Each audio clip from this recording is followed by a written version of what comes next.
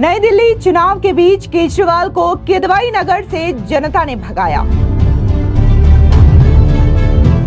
नई दिल्ली सीट पर प्रचार करने पहुंचे केजरीवाल को जनता ने खदेड़ा। महिलाओं ने केजरीवाल के खिलाफ लगाए जमकर के नारे।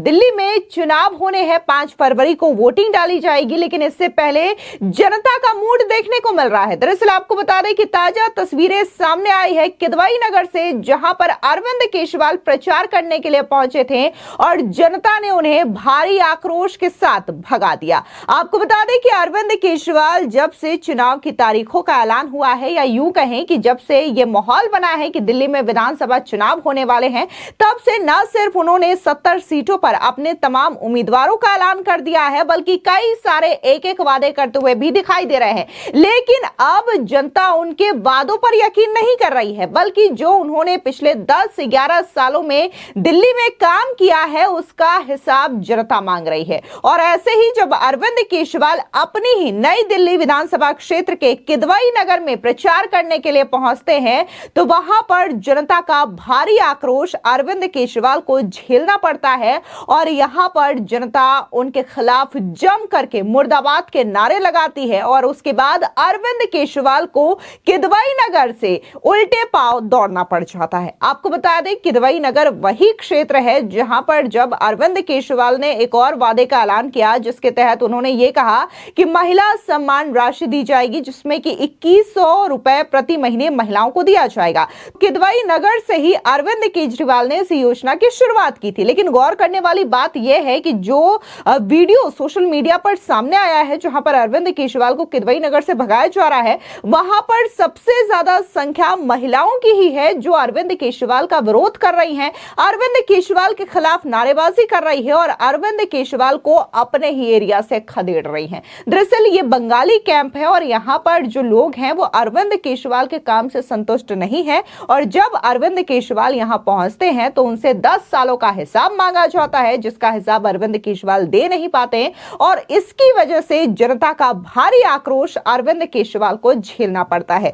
वहीं जब यह वीडियो सोशल मीडिया पर सामने आया तो बीजेपी ने भी इस पूरे मामले को लेकर के अरविंद केजरीवाल पर करारा हमला बोला। आपको बता दें कि इस वीडियो को शेयर करते हुए दिल्ली बीजेपी ने यह कहा कि दिल्ली के चुनाव का रुझान देखिए।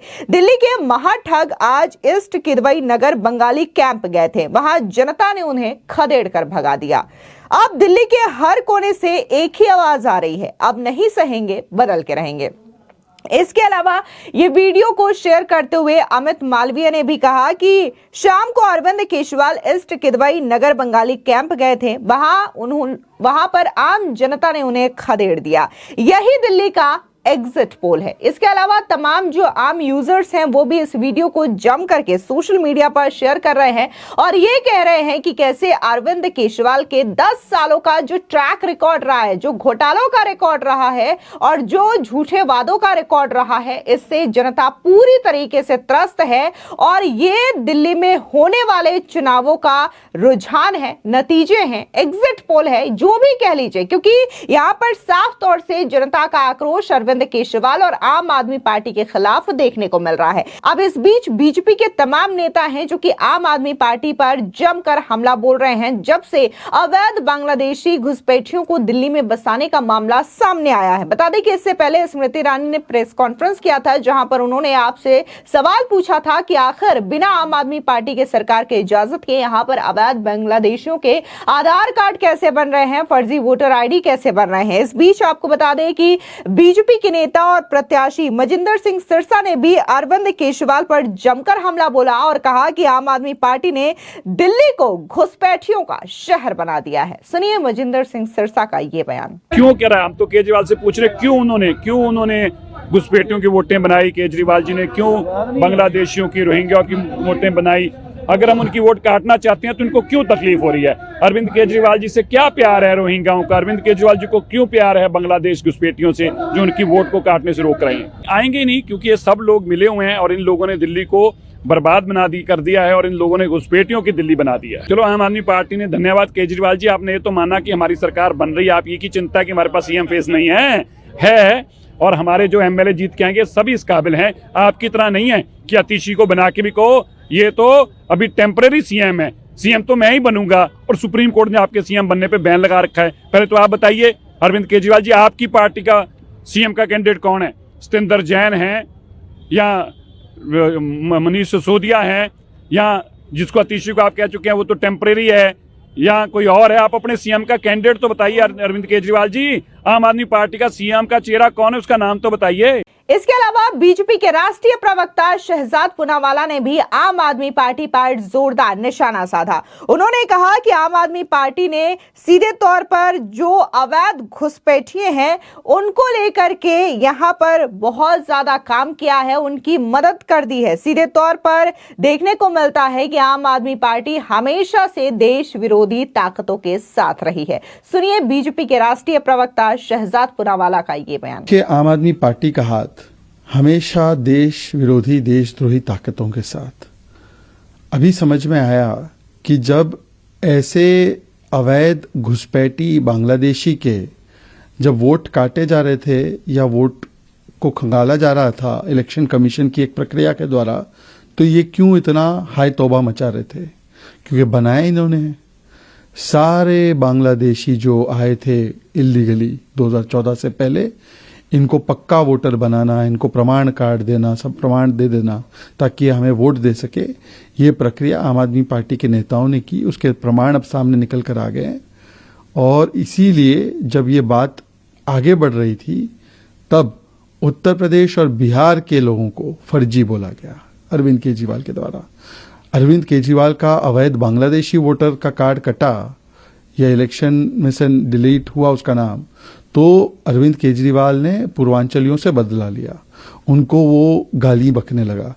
तो मुझे लगता है कि पूर्वांचली समाज के लोग भी देख रहे हैं कि कैसे बांग्लादेशी वोटरों को बनाने में और उनके वोट बचाने के लिए अरविंद केजरीवाल आम आदमी पार्टी तत्पर रहती है। वहीं दूसरी ओर केंद्रीय मंत्री रामदास अठावले ने भी अरविंद केजरीवाल पर जमकर निशाना साधा और उन्होंने ये कहा कि हम तो सीधे तौर पर यही कोशिश कर रहे हैं कि अब दिल्ली की जनता अरविंद केजरीवाल को खदेड़ करके रहेगी और अब दिल्ली में बीजेपी की सरकार बनने जा रही है, एनडीए की सरकार बनने जा रही है। सुनिए केंद्रीय मंत्री रामदास अठावले का ये बयान। घोटाले पे घोटाले करने का काम केजरीवाल के कार्यकाल में हुआ है। दारू घोटाले में मुख्यमंत्री, डिप्टी मुख्यमंत्री भी अंदर चले गए थे और अभी 2026 करोड़ का घोटाले की जो रिपोर्ट आई है वो भी मतलब एक सत्य चित्र है कि अरविंद केजरीवाल जी भ्रष्टाचारी आदमी है। अरविंद केजरीवाल जी की सरकार भ्रष्टाचारी थी और इसीलिए अरविंद केजरीवाल जी को हटाओ, आम आदमी पार्टी को सत्ता से हटाओ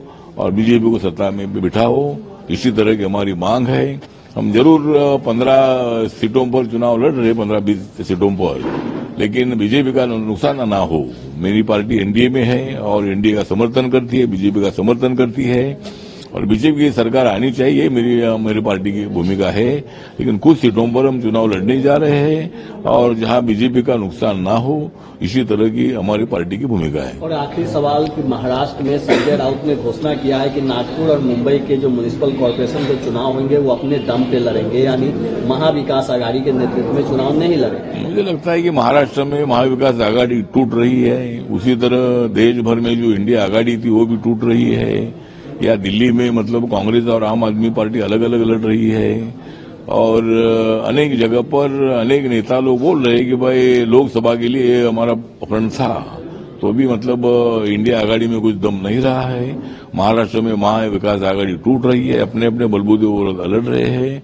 तो मुझे लगता है कि हमें कोई चिंता नहीं है। हम हमारी एनडीए देश में स्ट्रांग है और महाराष्ट्र में हमारी महायुति जो है, ये महायुति हमारी बहुत बड़ी स्ट्रांग है और हम महायुति के लोग मतलब एक साथ लड़ेंगे और मुंबई कारपोरेशन, नागपुर कारपोरेशन, नासिक है, संभाजी नगर है, जगह जगह पर जहाँ कारपोरेशन है ये सभी कारपोरेशन हम जीतेंगे, ऐसा हमें पूरा विश्वास है। आखिरी सवाल कि संजय सिंह जो आम आदमी पार्टी के सांसद हैं, उन्होंने आरोप लगाया है कि जो केंद्रीय मंत्री हैं, बीजेपी के सांसद हैं, ये चुनाव इलेक्शन कमीशन की साख को घटाने का काम कर रहे हैं।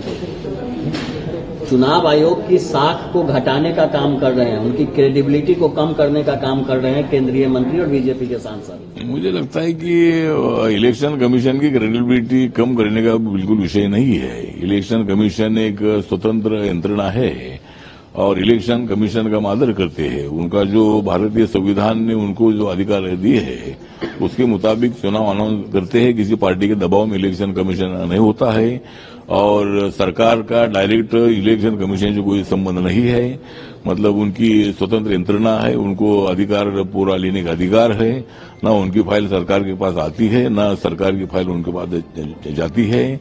इसीलिए मुझे लगता है कि इस आरोप में संजय सिंह ने जो आरोप लगाया है उस आरोप में बिल्कुल तथ्य नहीं है। दरअसल आपको बता दें कि दिल्ली में 5 फरवरी को वोटिंग होनी है और 8 फरवरी को इसके नतीजे घोषित किए जाएंगे। लेकिन तमाम जो आम आदमी पार्टी हो, कांग्रेस हो या फिर बीजेपी हो, एक दूसरे पर ताबड़तोड़ हमले बोल रही है, एक दूसरे के खिलाफ वीडियो भी रिलीज कर रही है। और ऐसे में आम आदमी पार्टी के राष्ट्रीय संयोजक अरविंद केजरीवाल का यह वीडियो सोशल मीडिया पर सामने आना, जहां पर जनता का भारी आक्रोश उनके खिलाफ दिखाई दे रहा है और जनता उन्हें अपने ही क्षेत्र से खदेड़ रही है, तो साफ तौर पर इसका कहीं ना कहीं जो असर है वो आम आदमी पार्टी पर पड़ेगा, आने वाले चुनावों पर भी पड़ेगा। फिलहाल इस पूरी खबर को लेकर के आपकी क्या राय है, कमेंट सेक्शन में जरूर बताएं। धन्यवाद।